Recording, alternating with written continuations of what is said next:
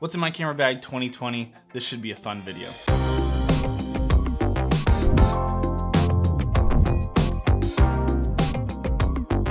It's one of my favorite topics on YouTube is talking about camera gear, kind of what people bring along with them and how they use it. So who knows, maybe a part 2 is coming down the road. Canon EOS R5, I'm looking at you. But for now, this is what I'm rocking. So let's go ahead and talk about what's in my camera bag for 2020. Let's do it.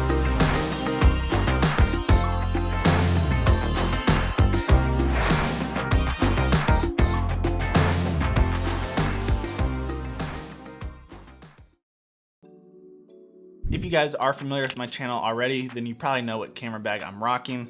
But for those of you who don't know, it is this guy right here. It is the Douchebags Backpack Pro. I've been using it for almost a year now. I actually already have a couple videos out on this, so I'm not gonna dive into this too much. I wanna talk about more about the things inside the bag, but this is what I'm using. I absolutely love it. So if you're interested, check out some of those videos above.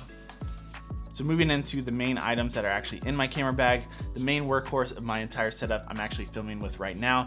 So I'll kind of overlay a couple of clips so you guys can see it. The Canon EOS R, I use it on a daily basis. I'm really happy with it overall. I've been using it as my main camera for the past 8 or 9 months now. It's small, it's powerful, it just kind of fits my workflow perfectly. And whatever I'm shooting, whether it be photos, videos, epic B-roll, vlogging, whatever it is, this camera does what I need it to, and I'm really, really happy with it. If you want to hear some more of my thoughts on this camera, I did kind of like a 6-month update video on this camera specifically, all the things I love about it, all the things I wish it could improve on. So be sure to check that out as well if you guys are interested in that. Let's go ahead and move on to the next item. So since I am so happy with the Canon EOS R, I actually decided to pick up the Canon EOS RP as well. This is kind of like the baby brother for the EOS R. It's a really, really good camera. It's still full frame. It's the R mount. It can do a lot of things really, really well. It's even smaller than the R. It still has a really good image for photos and video. The price on this thing is amazing considering that it's full frame and everything that you can do with this. And I just started having more and more situations where I kind of wanted 2 angles for certain things,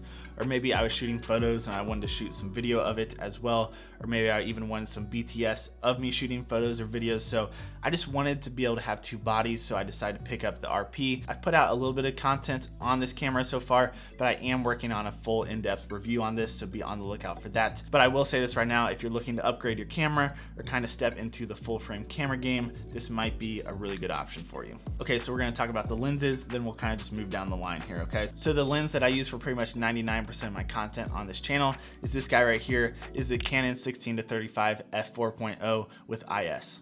It is only a 4.0 aperture, so it's not the fastest lens out there, so some people might have a problem with that. But for me and what I use this lens for on this channel, it gives me enough of that depth behind me or my subject that I'm looking for, and for the price point, you can't really beat it. The upside of this lens is that it is image stabilized, so if you're walking around vlogging with this lens a little bit, kind of moving around with it, or even shooting some B-roll, it's gonna help take out some of that handheld shake, and it's just gonna help you get a better looking image. So yeah, I think this lens is honestly pretty underrated. People are just kind of write it off since it's that f4.0, but I'm telling you, for what most people need out of the lens, or maybe you're just kind of looking to kind of upgrade or not get into the thousands and thousands of dollar range yet, this is a really good lens to look into.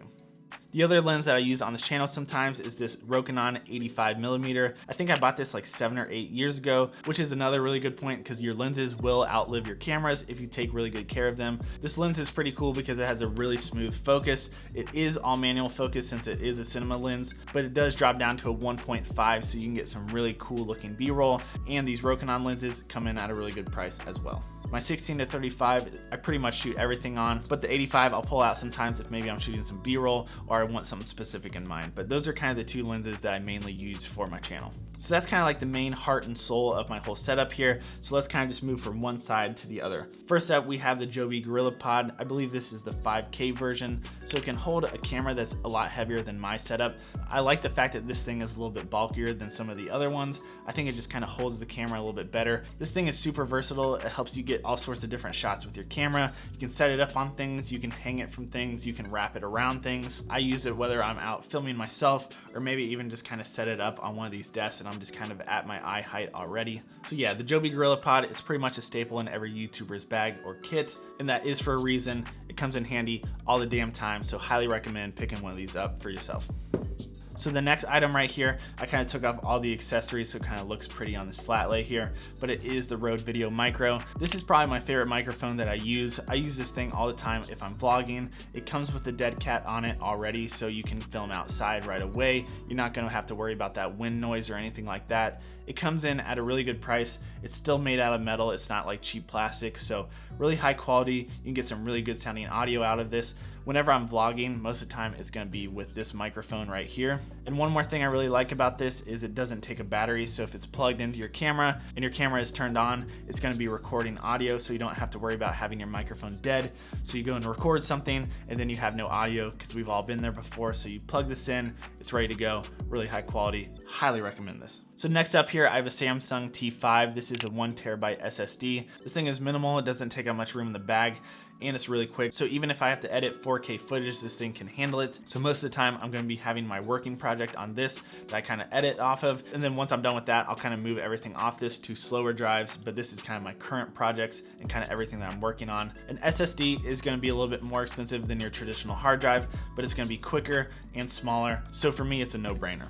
Okay, so nothing too crazy here, but you gotta have a memory card. So I usually have the SANDISK 128. It's rare for me to ever fill up more than one card for a shoot, but in case I do need more cards, or maybe I'm filming on 2 cameras, or I just am shooting a ton that day, I do have this nice little Pelican memory card case here. It's a nice hard shell, so it will hold a bunch inside, and then you can kind of just close it up, and you don't have to worry about your memory cards getting crushed. So yeah, super nice. I've had this for a long time. I always just kind of keep my backup cards in that guy right there. Next up, one of my favorite items of all time, and that is my AirPods. I take these things everywhere with me, whether I'm editing footage, listening to music, listening to a podcast, or even on a phone call. I'm gonna be using these things all the damn time. And you already know about the JHawk on the case, so yeah, never leave the house without these. I feel like a broken record talking about these things, but I use them all the damn time, and I know a lot of other people do as well. So AirPods, always in my bag, that is for sure.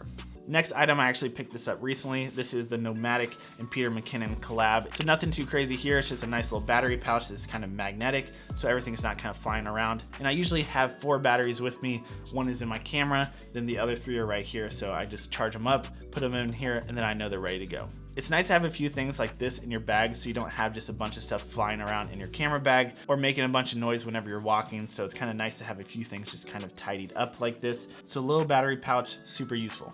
So my next item is also part of that collaboration. So it's actually just a nice little filter case here. It's kind of like this nice soft hard shell. Is that a thing? A soft hard shell? You know what I'm talking about. It's kind of soft, it's kind of hard.